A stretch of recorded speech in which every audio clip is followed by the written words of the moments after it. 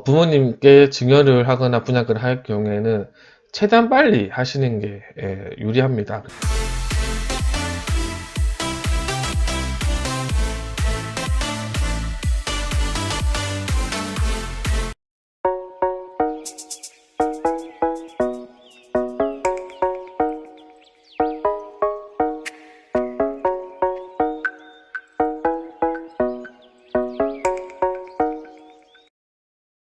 안녕하세요. 부산의 사이다입니다. 오늘은 분양권 증여에 대해서 한번 이야기를 해볼까 합니다.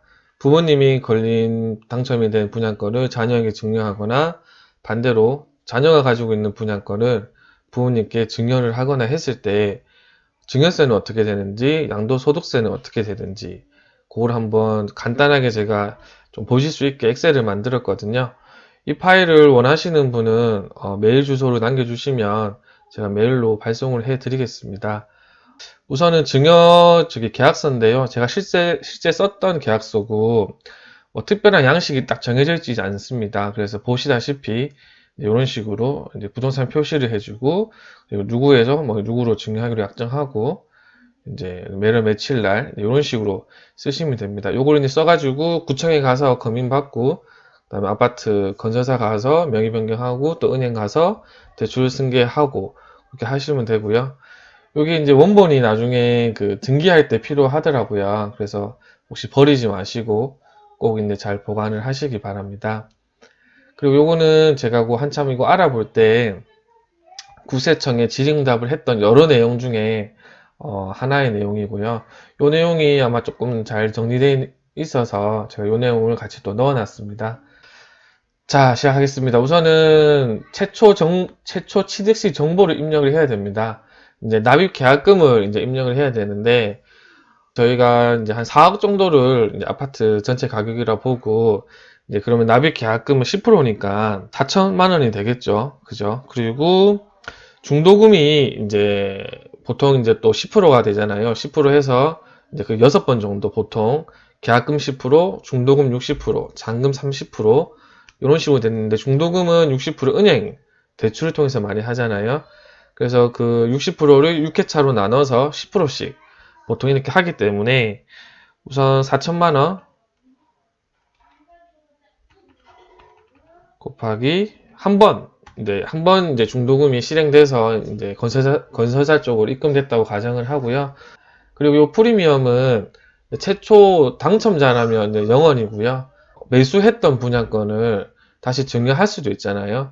그러면 매수했을 때 그 프리미엄이 또 있을 건데 그 금액을 적어 주시면 되지만, 저는 우선은 당첨된 거를 증여한다라고 가정을 하고 0원이라고 입력을 하겠습니다.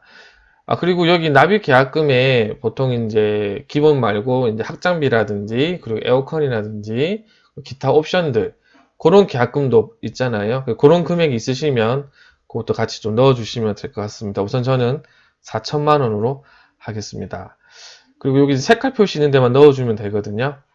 그래서 보시면 이제 요 부분은 증여할 때 이제 정보를 입력하는 칸인데, 증여 시 프리미엄, 이제 프리미엄이 조금 붙어서 한 5천만 원 정도의 어떤 시세가 이루어진다고 했을 때, 5천만 원을 다 적는 게 맞긴 맞지만, 사실 또 이게 또 얼마를 적어야 될지는 정확히 말씀드리기 어려운데요. 저는 한 5천만 원 정도가 시세라고 하면, 한 4천만 원? 너무 4천만 원이 많네요. 그래서 한 3,800? 네, 3,800만 정도, 된다, 안 된다라기보다는, 저라면, 이 정도는 괜찮지 않을까라는 생각이 있어서, 이제 한 3,800만 원 정도로 잡아보도록 하겠습니다. 5천만 원 시세인데, 1천만 원 이렇게 적으면, 나중에 혹시 또 문제가 될 수는 있겠죠. 그래서 그런 문제가 되지 않는 정도의 금액으로 해서, 산정하는 게 좋을 것 같고요. 이쪽 부분은 연간 기본 공제 금액입니다. 양도소득세 같은 경우에는 매년 1월 1일부터 12월 31일까지 양도를 했을 때 이제 기본 인당 공제받는 금액이 있습니다. 요거는 1인당 250만 원이거든요. 받은 게 없다라고 가정을 하고 250만 원을 적겠습니다. 만약에 이미 그 해에 다른 게 있었다라고 하면 0원이라고 입력을 하시면 되고요.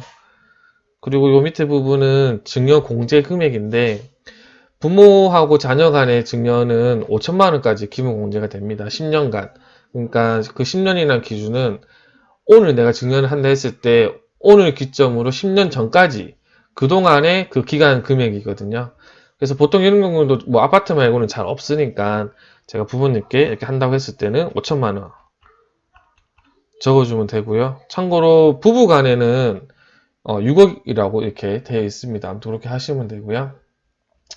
요 두 개는 뭐냐면 지금 이렇게 보면 요 칸에 보면 증여재산 가액이 나오는데요. 요게 이제 증여세 세율이라고 해서 증여세가 증여를 이제 1억 미만으로 하게 될 경우에는 그 이제 10% 세율이 붙고 누진 공제는 이제 없고요. 1억 이상 이제 1억 초과 5억 이하의 같은 경우에는 세율이 20% 그리고 누진 공제가 1,000만 원 받습니다. 근데 요거는 7,800만 원이니까요. 세율은 저 해당되는 10% 적어주시면 되고요. 그리고 누진 공제액은 0원이 되겠죠. 자, 0원이 됩니다. 자, 다 끝났습니다. 이렇게 보시면 여기 이제 두 개의 이제 값이 나오는데요.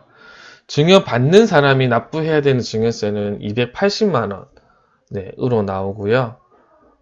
그리고 이제 증여하는 사람이 납부해야 되는 양도소득세는 이제 1,000만 원, 1,038만 원 나오는데 이 금액이 다가 아니고 여기 이제 보유 기간에 따라서 이제 또 세율이 또 다르게 적용됩니다. 여기 보시면 이제 비조정 지역이라고 가정을 했을 때 양도소득세 세율이고요. 보통 이제 이 기간에 이제 증여를 한다는 건 1년 미만일 거니까 50%인데 우리가 지방세까지 해서 55%를 적용을 하면 570만 원 정도 이제 이렇게 양도소득세를 납부해야 되는 게 이제 맞다라고 나옵니다. 이제 아무튼 이렇게 금액을 보시면 되고요. 근데 이게 만약에 중도금을 지금 한 번이라고 했는데 4회차까지 실행됐을 때라고 만약에 가정을 하면 증여세는 어차피 그대로입니다. 어차피 이 증여세는 변함이 없는데 양도소득세가 엄청 갑자기 늘어나죠. 그죠? 1,000만 원, 450만 원에서 1,000만 원 정도까지 늘어납니다. 이게 왜 그러냐면 여기 보시면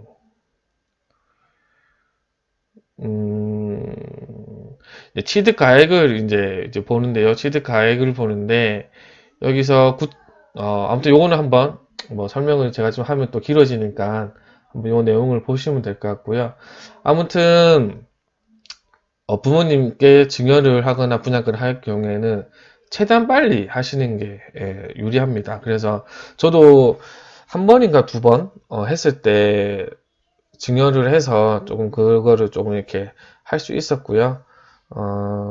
그래서 아무튼 만약에 분양권 증여를 한다면 최대한 빨리 그렇게 하시는 게 좋습니다.